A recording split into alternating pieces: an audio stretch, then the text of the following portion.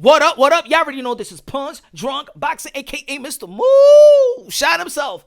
Now, of course, a lot of people was talking about my interview that I had with Teofimo Lopez several days ago, and his comments, in reference to him feeling undervalued and feel like, what? Top Rank could keep the black fighters, and my fight with John Tate will be my last fight, and I go by my merry way and go to where somebody's gonna value me, basically, right? Some people maybe say that he said it out of anger. Some people understand what he's trying to say. Some people feel like the way that he said it was distasteful, put it that way. But let me tell you, let me give you an example of what Teofimo Lopez meant by his comment that people are talking about, right? He feel undervalued, right? And we all feel sometimes undervalued, maybe on respective jobs and things of that nature. We all felt like that, or maybe some of us have felt like that. But he felt what Floyd Mayweather felt when Floyd Mayweather was with Top Rank, and the reason why he empowered himself to buy himself off that contract, and then, make the money that he made, make the choices and had control over his career, right? See, Floyd Mayweather felt that when he was a Top Rank, that he was getting overlooked and overshadowed by the Latin fighters, that they was getting pushed more than him. And he said it in an article years ago. He explained it, why he made the move that he made, and why he felt the way that he felt.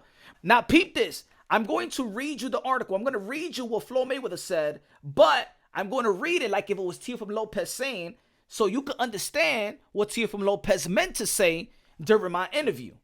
Now, peep this. I'm going to read it like it's Teofimo Lopez so you can understand that there was some similarities to how Floyd Mayweather feel and how Teofimo Lopez felt, and nobody really had to say things like, and people are saying, oh my God, it's racial, it's racist, or things of that nature, which is it's actually BS. But look, I'm going to read it to like if it was Teofimo Lopez. I think I was just held back. I could have been a bigger, quicker draw if I wasn't held back from pay-per-view by Bob Arum. I feel that my first pay-per-view fight should have been with Vasily Lomachenko. Bob Arum is biased against Latin fighters. He leans toward black fighters and keeps them on pay-per-view. Devin Haney going to be fighting Vasily Lomachenko May 20th, pay-per-view. You know what I'm saying? Las Vegas, Nevada, MGM Grand. Teofimo Lopez Jr. revealed in a recent interview with Punsh Boxing. While at first glance, the comment might seem like another attempt by Teofimo Lopez Jr. to garner attention just weeks prior to his return to the ring, there just be some truth to his claim. You get it? Now you get it? Did anybody call Floyd Mayweather racist or things of that nature? Did everybody even have a problem with Floyd Mayweather? Maybe back in the day, some people be like, come on, man, you just not worth that much. Or maybe you think that you better than what you are, or you think that you selling more than what you sell, and things of that nature. Now, look, might not be wrong or right, but Teofimo Lopez has the right to voice his opinion, voice his frustration. And he also has the right, like any other human being, to value himself high. He values himself. Teofimo Lopez is one of the, I believe, one of the young fighters, or the young fighter that risk it all. He already fought for Vasily Lomachenko 3 years ago. He risked it. He fought Richard Comey in the big room, Madison Square Garden, right? Knocked him out in the second round, stole the show. That was Terence Bud Crawford versus the Mean Machine was the main event, right? He stole the show. And then during the bubble, he fought Vasily Lomachenko, right? Probably didn't get paid the way that he was promised to get paid if the bubble wasn't there, right? It was, you know what I'm saying? It was an unfortunate situation all over the world, right? He felt he could have got paid more. Then, of course, when he went to fight George Kambosos, of course, he took it off purse bid is because he was not getting paid to fight George Kambosos. He was not getting paid the money that he asked for. So he felt he was forced to take it a purse bid. And you already know what happened with that. Got defeated by George Kambosos in the Hulu Theater, right? And he suffered, you know what I'm saying? He was suffering health-wise and things of that nature. Doctors came out. I even was there. I know that he was suffering. I told Teofimo Lopez, I remember that week, damn, then why you going to fight? Because Teofimo Lopez was not fit to fight. I'm going to say it like this. I know that for a fact. Teofimo Lopez said, man, I got to do it for the people. I got to do it for the people. He told me that. I'm like, damn. Yeah, man, I don't want to postpone the fight. I don't want to let the people down. That's what I always knew that Teofimo Lopez was a special fighter, but this is the special fighter that people, no wonder people love him and cheer for him. This is that retro type of fighter, Teofimo Lopez. He came right back in the 140-pound division and beat Pedro Campa and beat Sando Martin in Madison Square Garden. Sando Martin, who retired Michael Garcia, the 4-division world champion. And now he's risking it again versus Josh Taylor. And we could all say that Josh Taylor is still undisputed because he never lost. He's undefeated. He relinquished his belt. But in the eyes of many, he still is undisputed. Teofimo Lopez is risking it once again. If you think about all the young fighters and who have they fought or who they fighting recently, Teofimo Lopez is taking the biggest risk. And in boxing, we pride ourselves to say big risk, high reward. High risk, high reward. But Teofimo Lopez doesn't feel like he's getting the high reward. The fight is going to be in the Hulu Theater. Feels like it's a slap in the face.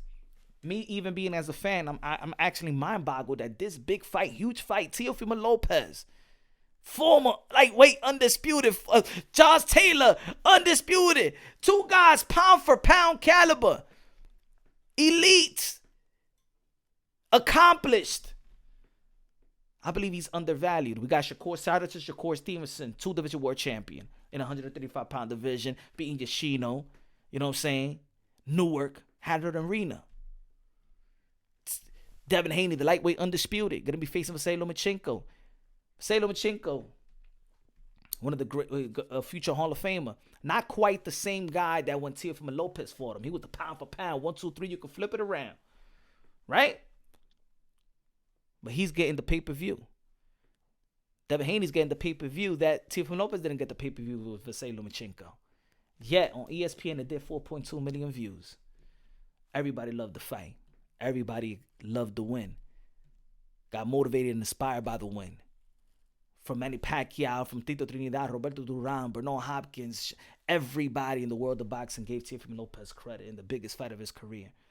And now this is going to be the second biggest fight in his career, which might be more difficult than the first one. But he feels like he's being undervalued. Why? Devin Haney going to be fighting Vasily Lomachenko in MGM Grand pay-per-view. You got Teofimo Lopez, the risk taker. You can honestly say that this is more of a risk than a Devin fighting this Loma. Teofimo Lopez fighting Josh Taylor. And he's fighting in the Hulu Theater. No pun intended. I'm from New York City. I love the Hulu Theater. I love the big room. I'm Madison Square Garden. I'm a Knicks fan. You know what I'm saying? Let's go Rangers. Let's go Knicks. Let's go. But the man feels undervalued. And that's what it is. And when you feel undervalued, you feel frustrated. You're going to say frustration things. That's what it is. But if he feels like they have put several fighters and whatever race, this is boxing. Everybody always talk about race and boxing, you know what I'm saying? The black fighter versus the Mexican fighters, Puerto Rico versus Mexico, the Irish versus Puerto Rico, you know what I'm saying? It sells. Well, this gonna sell. Let's see if Devin Haney beats Vasily Lomachenko and Teofimo Lopez beats Josh Taylor, and then Haney moves up and then have a showdown, and you could spin that narrative in the ring or the build up to the fight. It's just the boxing way. At the end of the day, I don't think that Teofimo Lopez said anything wrong. He may, probably, hurt feelings. The good thing about his comment, the way that I take it away, my opinion, his comment is that black people has come a long way. For everybody in this country to have a voice, to voice their value, to not be silenced. The thing that I take away about Teofimo Lopez's comment is more that the black fighters are in a privileged position. And that should be credited. Should it be like, oh, what did he say? That finally fighters are in privileged position in which another race is like, oh man, like, damn, I'm getting overshadowed by African Americans. That's something new. Take that into account. We come a long way. We have come a long way. Yeah, at the end of the day, in boxing, it's all about race and things like that. It sells fights. But outside the bubble of boxing, we're all one race, the human race. Brothers and sisters, sons and daughters of the Most High. What makes us beautiful is our different cultures. We're the buffet of the world. But in boxing as a business, race sells. More other race are more lucrative than other race. Is a market. Is business. And right now, Teofimo Lopez feel, and the market is that black fighters are the privileged and black fighters are the most lucrative. And that itself in this country also is a beautiful thing. So let me know how y'all feel. Subscribe to the channel, smash the like button. Love you, God bless, and on to the next.